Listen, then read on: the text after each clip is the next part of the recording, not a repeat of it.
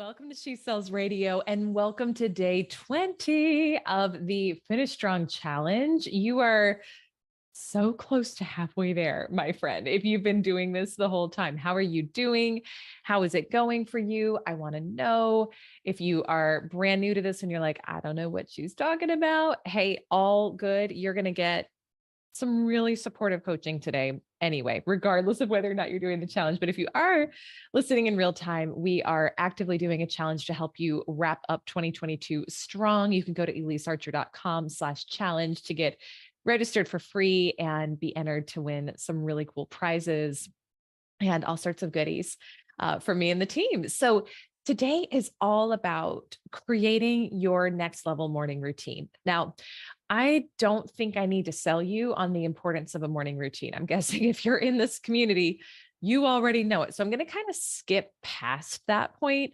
If if you're not really sold on that yet, or you haven't really explored this in your life, Hal Elrod's book, Miracle Morning, is phenomenal just to talk about the why and the importance of it. But I'm assuming that if you're listening today, you probably already know that. And so I'm not going to sell you on that. So with that, here is what I would say is this is critical. Like when I say it is critical, it is critical. You may know the importance of it and not be doing it, or not be doing it the way that you desire to be. And so it's never from a place of judgment or should, or like, oh, I should be better at that. But I just want to share in my own experience, this is the most important part of my day.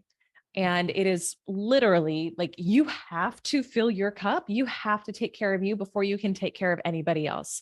For me, this is the time that I fill my cup the most. I continue to do it in different ways throughout the day, but I never skip a morning routine. So sometimes people will ask, and clients will ask, like, is it different on the weekends? Do you like not do things on the weekends that you do during the week? No, because it's still a day. I mean, it's like, do I want to have a good day? Yes, then I'm going to do my morning routine. So here's what I wanted to share. There's a couple key elements, I think, that really make a big difference with this. And you know what, actually, as I say this, I'm also going to link another resource in the show notes for a morning routine guide that I created. As I started talking about this, I was like, oh my gosh, I actually have a guide I can give you. So it'll be linked in the show notes. I put together a 6-figure morning routine guide, so you can kind of see some more structure to what I do and how I do my routine. So we'll link that for you in the show notes so you can grab it. But then here's what I would say is kind of how I think about morning routine and what I've really learned about it even over the past year or two. Number one, and this is just so much more kind of my philosophy now as a mom than ever before, you have to give yourself permission for it to change.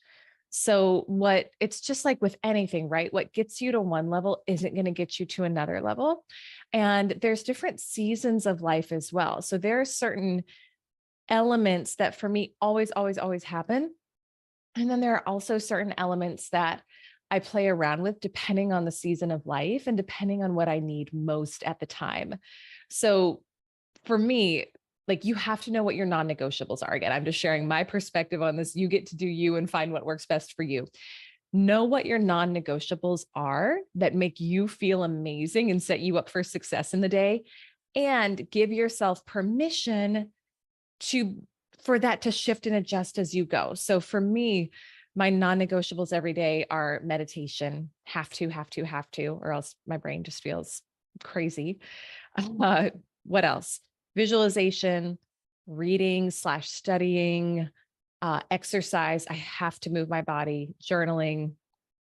And that's pretty much, I would say those are like my core non-negotiables. Now, the part that I'm even playing with right now, like just today, as I record this, I've been playing with how do I structure the time of my mornings and what happens when. So I'm a big believer in meditating and journaling as early as possible in the morning as you can, because your subconscious is more open then. So it's easier to get in there and do the reprogramming work. But like this morning, for example, I played with, what my brain is also really focused and fresh in the mornings, way more so than later on in the day. And I'd been saying, well, I'll do my inbox and my emails later in the day. And frankly, it just hasn't really been happening the past couple of days. Like, I'll be so real with you. And there was stuff starting to stack up and I was like, oh, I don't feel good about this. So I switched it up this morning and I said, you know what? I usually, by the time Jack is up by like 7 something in the morning, I've usually done the full shebang. So I've meditated, journaled, worked out, showered, gotten ready, and I'm like ready for the day. But I thought, you know what if I took that time when I'm working out and showering, which is normally first thing in the morning, and I do that after my assistant gets here, and I can kind of switch it up and actually add in some focused business time after I do my meditation and my journaling and kind of that, to me, that spiritual workout element of the morning routine. And as I say this, I know everyone has a different situation. So you've got to be so true to you and what works for you. I'm just kind of sharing behind the scenes in my life of how I'm thinking about it, because I don't mind exercising while Jack is up and doing those parts while he's up. It's a lot easier to do. And it's easier to get the focused work done while he's still asleep. So I played with that this morning and honestly, it felt pretty good. So we'll see, right? But really knowing the season you're in. And I think the invitation here would be to be willing to reevaluate how you've done things and say, where am I checking the box? Where am I doing something because it's how I've always done things? And what would actually really serve me right now at this point in my life, still incorporating whatever my non-negotiables are. And that's the final piece of this is the importance of intention. So I've shared this with my group program clients, my private clients. I may have shared it on the podcast, but about a year ago, we did a Joe Dispenza event. And one of the things he said, and this is specifically about like the spiritual time of your morning routine, whatever that looks like for you. But one of the things he said that really, really stuck with me was the divine will always match your level of intention. The divine will always match your level of intention. And I think that applies inside morning routine, outside morning routine, all the time. It's like, what level of intention are you bringing to what you're doing? And are you simply checking a box to say, I did this, but you're not really getting much of a result? Or are you going in with a real fierce intention of, this is the outcome I want to create from this time? And oftentimes, for me, it may be a feeling. It maybe I want to get really connected and tapped in. Maybe it's something specific I'm working on creating in my own life. And I want to go into deep like visualization about that and connecting with that. But if you're just checking the box, it's not going to do much for you. So this is the importance of that morning time is, what is your firm, fierce intention that you're bringing with you? And then how are you going to carry that energy into that time?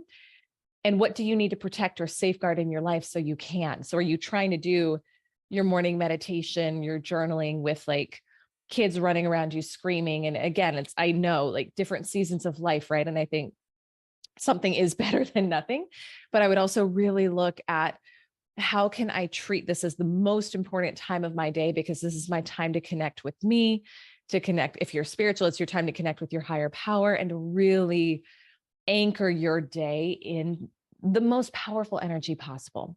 So that is your opportunity for today. Is I want you to reevaluate, what has your morning routine been like, and what's working, what's not, what needs to shift, so that you can have the most incredible completion of this challenge. And also you can bring that energy into the new year as well.